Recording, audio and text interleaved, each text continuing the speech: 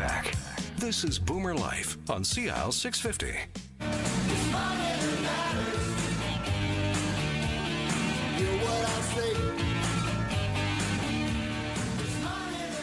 And welcome back to Boomer Life on CL 650. I'm Joanne Sutton, joined in studio today with Jim Doyle, Senior Financial Consultant with Investors Group.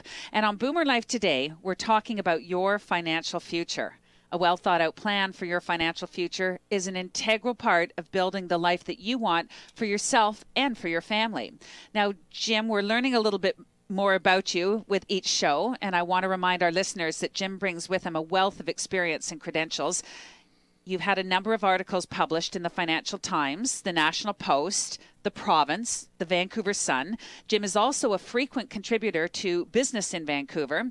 You've appeared on the City TV Morning Show and the Bill Good Show, as well as the Family Matters television series on Check TV with Judge Harvey Brownstone.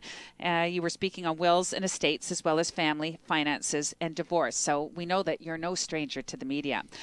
Jim, before the break, we were talking about the issues that concern women and the issues that women face when it comes to money and financial planning decisions.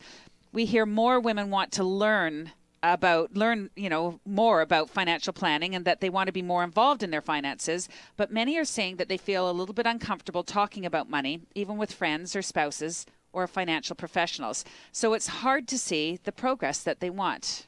Wouldn't you agree? Joanne, it's my understanding that many people avoid talking about finances with people because they're close. They're too close. In a lot of cases, it's too personal.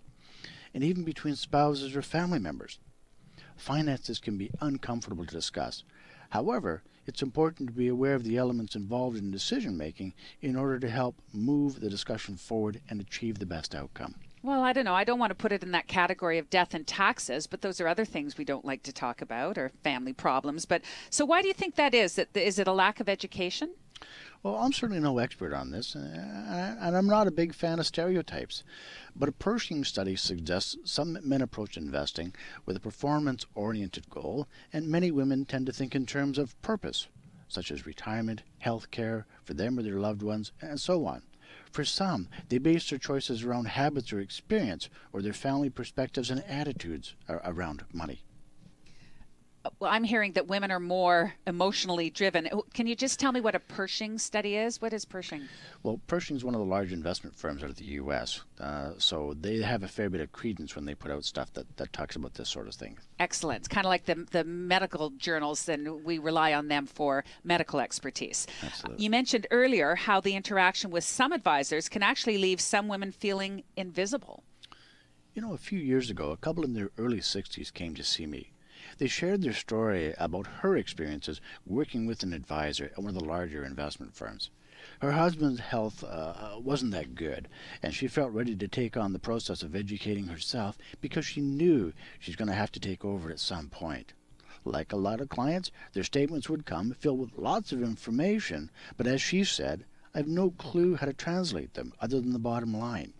I tried talking to the financial advisors at the firm that we were working with. They responded to my questions with gibberish. She was university educated, but I just couldn't make heads or tails out of their responses. I wanted to know how to make some of my own investment choices on a smaller scale, at least until I understood more. And I wanted to know more about the various fees, and then I could decide just how much I wanted to take on, or even if it was up to me, if I was going to do it at all. Clearly, our advisors didn't want me to do this. I just didn't feel listened to. I have actually heard this from friends and other women who shared very similar experiences, having had advisors that just wouldn't give them what they were asking for or in a way that they could understand it. They just didn't speak the same language. And these female friends, most of them were incredibly frustrated. Communication. Don't they say something along the lines of, in order to be heard, you have to be listened to? Recently, I heard a story that illustrates one difference between men and women. A woman was clearly frustrated. She said her salesperson was aggressive and pushy. When I asked why this was, she said she had been nodding to most of what the salesperson was saying. He took it to mean she was agreeing to everything. What she meant to acknowledge was that he was speaking and that she was listening. it didn't mean she was agreeing to it. That's right. That's something we do all the time. When you're listening to somebody, you're nodding, you're hanging on every word. But men and women do communicate completely differently. Just ask anybody who's married. Another touchy subject is the amount of debt Canadians are carrying, particularly seniors. What can you tell us about that? This, unfortunately, is a bit of an alarming trend, and I couldn't possibly talk about this subject without going there a little bit. You know, a story we're starting to see more and more of concerns of seniors carrying debt into retirement. A Canadian press story in May of this year entitled "Seniors in Ontario Make Up 30% of Bankruptcies." They were found that seniors and pre-retirement debtors have accumulated the highest level of unsecured debt load amongst all age groups. Unfortunately, if you go into retirement with debt, you might have a problem if your income has gone down, but you still need to service it. Last week, Angus Reid released a poll entitled "Nearly Half of Canadians Forced to Retire Earlier Than Planned Because of Circumstances Beyond Their Control."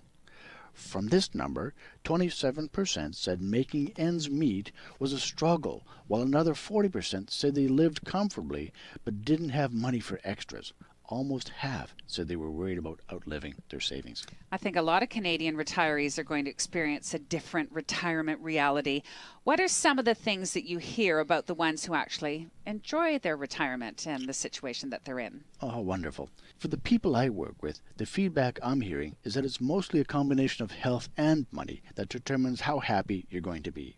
Aside from money, quality time with family and travel time were the two factors that seem to make retirement meaningful, although I think a number of the retirees I speak with traveled less than they intended to.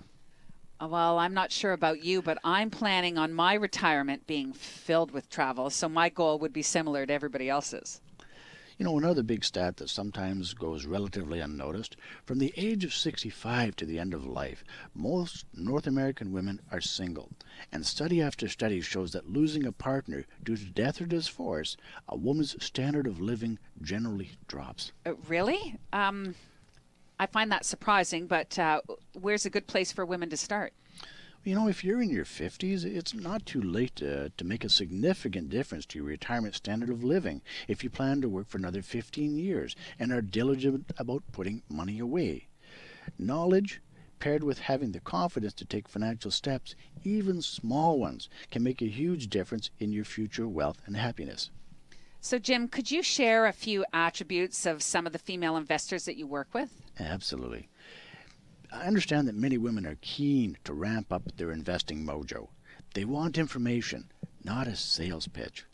They're not in it to outperform the market. They're in it for their long-term goals.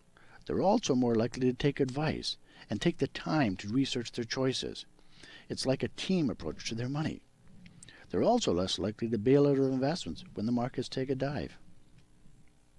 I think it's great news that women over 50 are actually starting to do a better job of looking after their finances, but I get a sense that they could actually be doing more. If I can, I'd like to suggest take a look in the mirror, financially so to speak. Calculate your retirement savings needs using online calculators or consulting a professional, and then compare those needs with your current savings and expected pensions and benefits. And don't be shy about asking for help. So can we visit now the topic of what type of a portfolio a woman should have or could have, and we'll go right back to the investment basics and talk about some of the simple things that you might have in that portfolio, like maybe like a dividend. What is a dividend and why would I want them? Well, I think they're pretty special from my perspective. In case you don't know, a dividends are the profits of a corporation distributed back to the shareholders. So if you own shares in a company or a mutual fund, you can receive dividends. And I like dividends for two reasons. You know, in 2008, when the markets were rather unpleasant, very few blue chip stocks cut their dividends. And the second reason, of course, is consistency, just like that dripping tap. Okay, you can count on them. Many good quality companies pay regular dividends in good markets and bad. Okay, so that's a dividend. You've just mentioned blue chip stocks. What is a blue chip stock and why is it important when it comes to quality investments? Is this something that you really want in your portfolio? Well, I have to qualify this because no one asset class is right for everyone. What might be acceptable risk for one person doesn't fit for another. What is important to consider is why you invested the funds and what you expect them to do for you. Can you elaborate a little bit more about that? Many investors like blue chip holdings because they represent quality investments, and often they have investment history and experience that people understand. Some people hear the word stocks and they feel it's not for them, and I understand that. A great question to ask, though, often entails asking how much risk and how much return a person needs to accomplish their financial goals. So hold that thought as well, and we'll carry on this conversation. Confidence in your own financial situation goes a long way to helping create a better outcome. If you've been accustomed to looking after others first most of your life, it may be a little difficult to look at your personal financial picture. We are talking about women and money today with Jim Doyle. Up next, there's some stories to share, some real-life examples of how Jim can help couples manage financial change, and a little bit about life's difficult transitions. If you want more information on Jim Doyle, please visit his website, jimdoyle.ca, or you can call him directly, area code 604-682-5431. We'll be right back on Boomer Life on CL 650. Canada's only weekly radio show dedicated to the baby boomer lifestyle. This is Boomer Life on CL 650.